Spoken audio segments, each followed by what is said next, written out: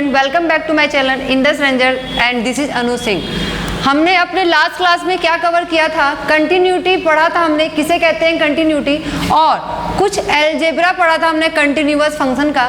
ठीक है, अब उसी को कंटिन्यू करते हुए हम आगे देखेंगे कि एक कंपोजिट होता है, कंपोजिशन होता है कंटिन्यूअस फंक्शन का, वो क्या होता है देखते हैं।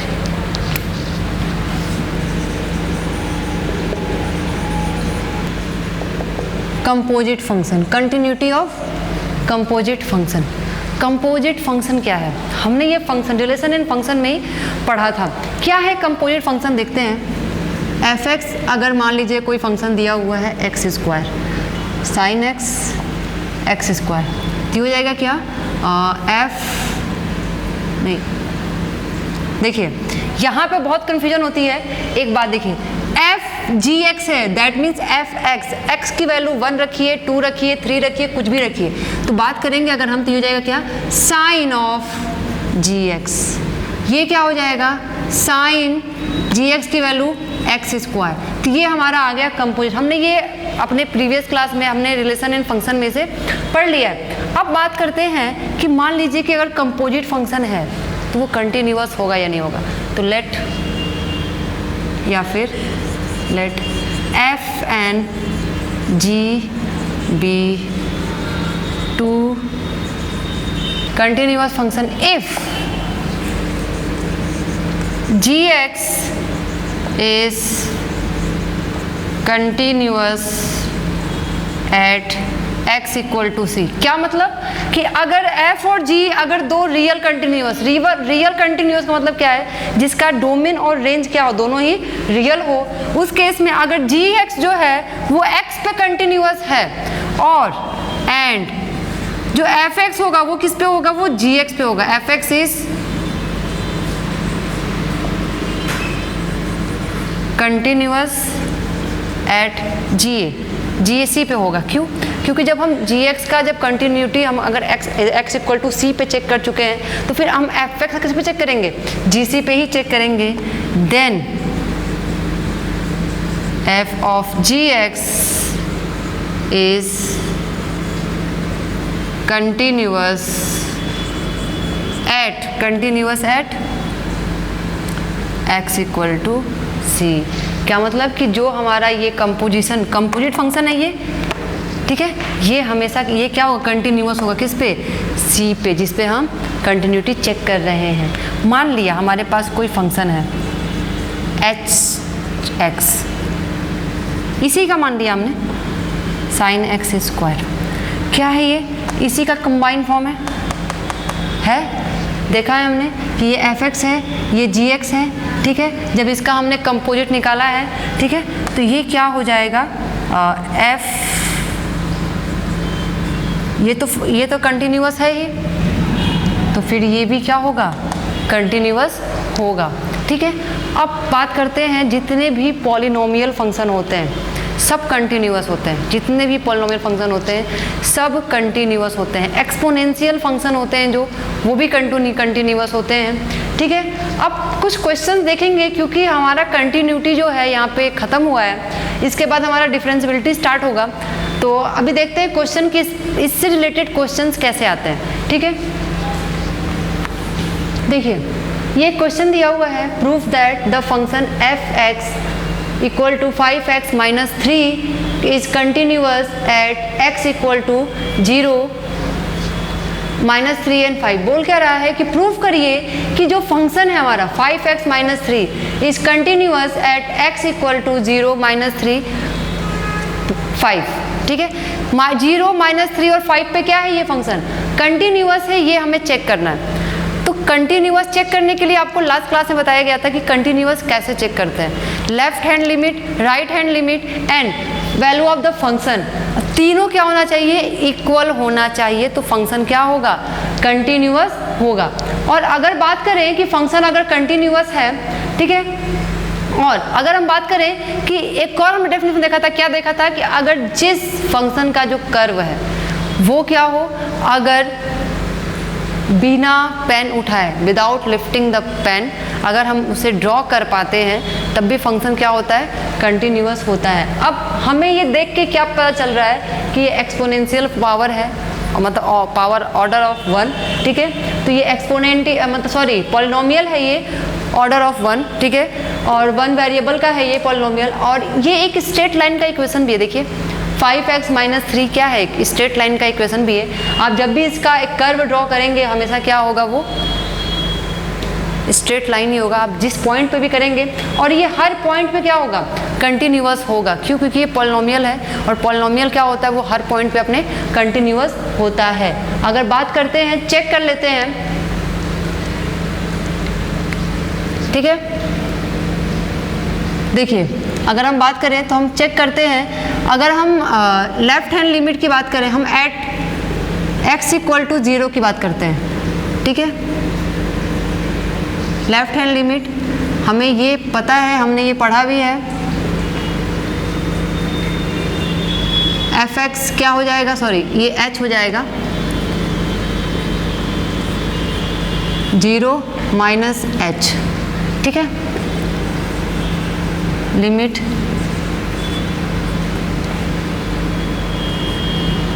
0 - 5 बाहर इंटू -3। तो अब देखिए हमारी वैल्यू क्या हो जाएगी फंक्शन की, -3 हो जाएगी, ठीक है।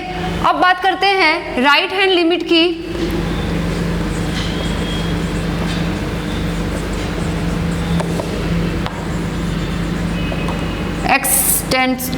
h हो जाएगा s tends to 0, f 0 + h limit h tends to 0, fx क्या हो जाएगा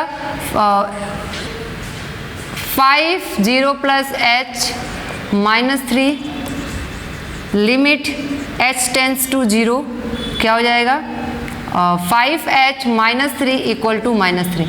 अब देखते हैं फंक्शन की वैल्यू क्या है, चेक कर लेते हैं, f of 0 = -3। तो मतलब कि 0 पे क्या है, ये फंक्शन कंटिन्यूअस है। उसी तरह हम किस पे निकालेंगे, -3 पे निकालेंगे, 5 पे निकालेंगे, आप किसी भी पॉइंट पे निकालिए, ये पॉलिनोमियल है, ये कंटिन्यूअस आएगा ही आएगा। अब दूसरा क्वेश्चन देखते हैं, ठीक है, इसी से रिलेटेड ही आपके एक्सरसाइज का पहला क्वेश्चन था। नेक्स्ट क्वेश्चन जब देखते हैं क्या है, देखिए ये क्वेश्चन है, बोल क्या रहा है कि किस पॉइंट पे ये डिफरेंस, ये मतलब कंटिन्यूअस नहीं होगा, किस पॉइंट पे डिसकंटिन्यूटी होगा, ठीक है। इसके डिसकंटिन्यूटी पॉइंट निकालना है, कितने होंगे, कहाँ पे होंगे। तो हमने क्या डिस्कस किया था लास्ट क्लास में कि जिस पॉइंट पे हमारा फंक्शन ब्रेक होता है हमें उस पॉइंट पे क्या निकालना चाहिए, कंटिन्यूटी चेक करनी चाहिए। तो हम यहाँ पे हमारे पास 2 पॉइंट है, एक -3 पे हमारा वो फंक्शन ब्रेक हो रहा है, और एक किस पे ब्रेक हो रहा है, 3 पे ब्रेक हो रहा है। तो पहले हम 3 पे निकालेंगे, ठीक है, x = 3 पे निकालेंगे, क्या है, एक मिनट देखिए, पहले यहाँ पे देखते हैं मॉड्यूलस दिया हुआ है। मॉड्यूलस कैसे ब्रेक करते हैं, मॉड्यूलस हम डायरेक्टली ब्रेक करके बता रहे। देखिए अगर fx है, ठीक है, मॉड्यूलस का मतलब क्या होता है, मॉड्यूलस क्यों यूज करते हैं, जब कोई फंक्शन जब कोई वैल्यू निगेटिव है तो उसको पॉजिटिव करने के लिए क्या लगाते हैं, मॉड्यूलस का यूज करते हैं, ठीक है। जब भी हम बात करेंगे, ठीक है, या तो ये माइनस हो सकता है, निगेटिव कब आएगा, x की वैल्यू निगेटिव कब आएगी, जब ये x की वैल्यू <0 होगी, ठीक है। एक कब पॉजिटिव कब आएगी, जब x की वैल्यू <0 होगी, और 0 के इक्वल भी तो हो सकती है, ठीक है। तो अगर <0 होगी तो -x, = 0 तो 0, और <0 होगी तो +x। ये -x है। अब x की वैल्यू कोई भी निगेटिव पुट करिए, यहाँ पे पॉजिटिव ही आना है, ऐसा तो है नहीं कि निगेटिव आना है। x की वैल्यू कोई भी आप यहाँ पे पुट करिए, नेगेटिव -1 -2 -3 सब पॉजिटिव हो जाना है, ठीक है। तो अब हम क्या कर सकते हैं, फंक्शन यहाँ पे क्या लिख सकते हैं, -3 लिख सकते हैं, -x लिख सकते हैं, +3 -2x 6x +2 x -3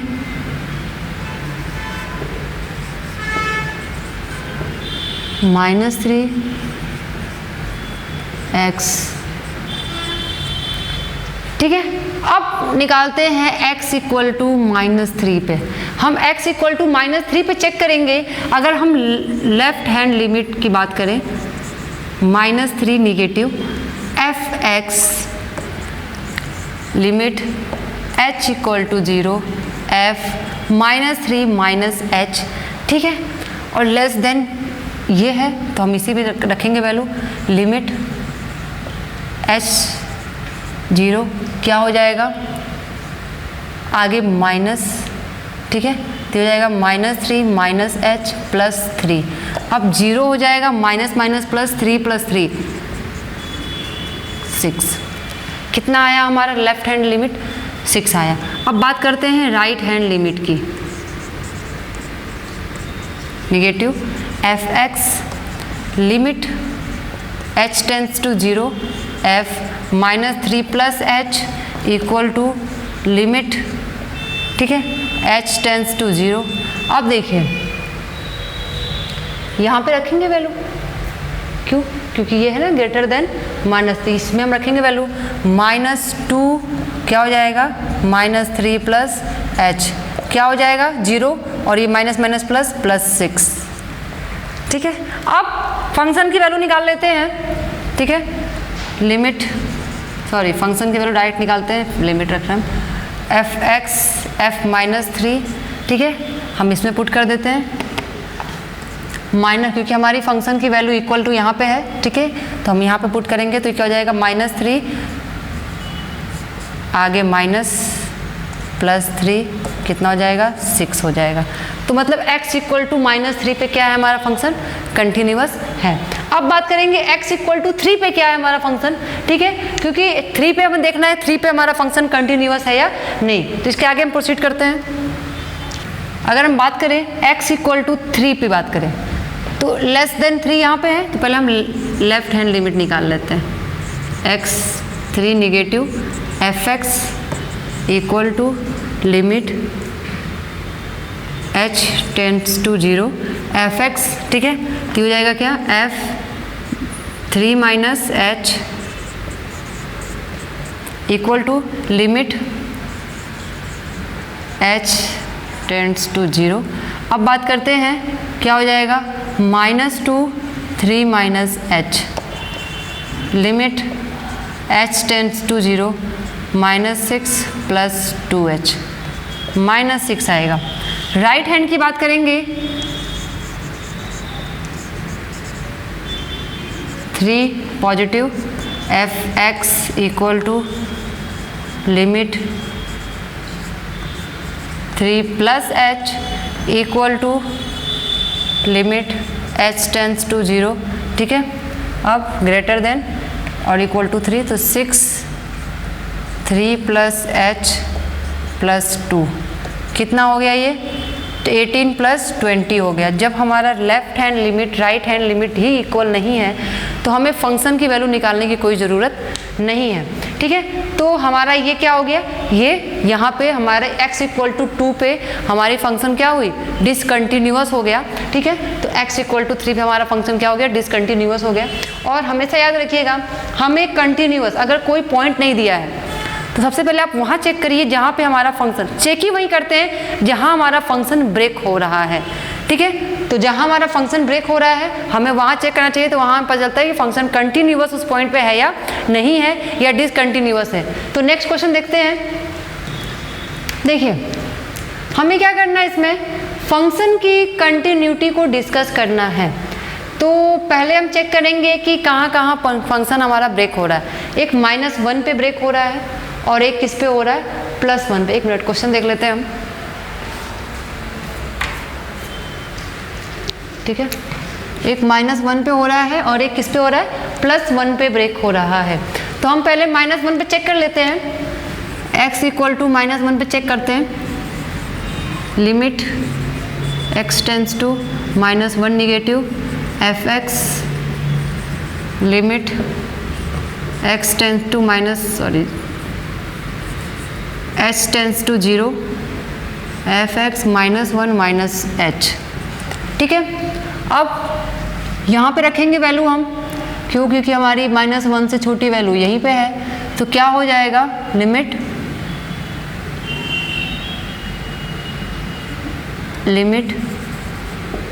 h tends to 0 -2 आ गया -2। क्यों? क्योंकि h है नहीं, कोई वेरिएबल बचा ही नहीं वहाँ पे। ठीक है, अब बात करते हैं राइट हैंड लिमिट की, plus f(x) limit h tends to 0 f -1 plus h equal to limit h tends to 0। ठीक है, अब ग्रेटर देन इक्वल टू यहाँ पे है तो ये जाएगा 2 इंटू -1 प्लस h, कितना हो जाएगा, -2 हो जाएगा। अब फंक्शन की वैल्यू चेक कर लेते हैं, f ऑफ -2 किस पे चेक करेंगे, यहीं पे चेक करेंगे तो क्या आ रहा है, -2। तो हमारा x इक्वल टू -1 पे फंक्शन क्या है, कंटिन्यूअस है। क्यों? Left hand limit, right hand limit और हमारा फंक्शन की जो वैल्यू है वो क्या है, इक्वल आ रही है। अब 1 पे चेक करना है, वो देख लेते हैं। ठीक है, limit 1 negative f(x) limit h tends to 0 f 1 minus h।